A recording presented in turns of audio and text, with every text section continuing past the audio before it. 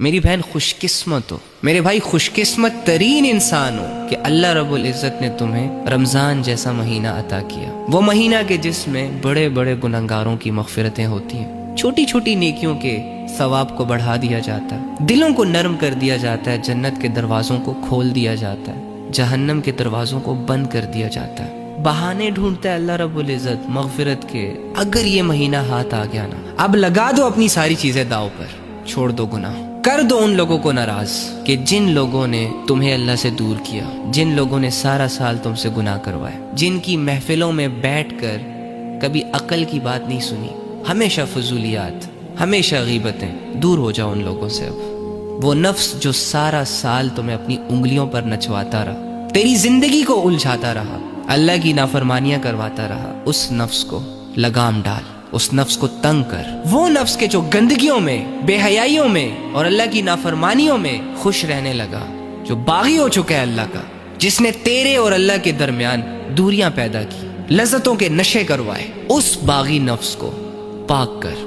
چاہے اس کے لیے تجھے لوگوں سے کٹنا پڑے، پورا مہینہ موبائل فون بند رکھنا پڑے، ہر طرح کی قربانی دے کر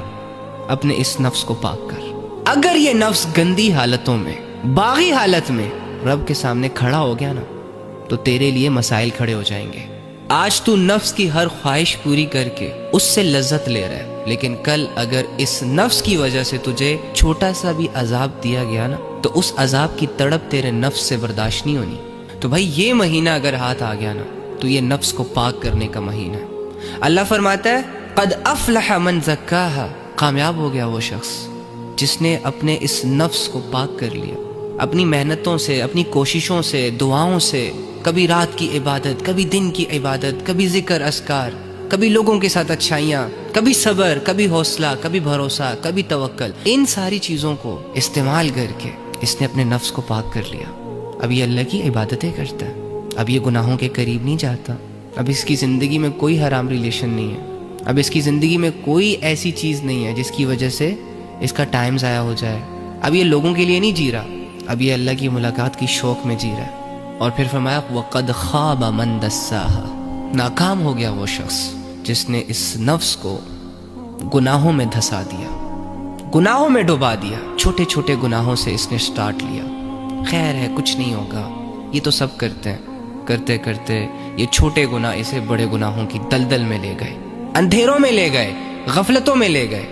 تو میری جان بہت ہوا یہ اللہ کی نافرمانیوں میں گناہ کر کر کے واللہ ہمارے ذہن بند ہو چکے ہیں، ہمارے دل بجھ چکے ہیں، ہمارا جسم بوجھل ہو چکا ہے۔ فاتح بھی آ جائے گھر میں مگر کچھ نہ کرتے بیان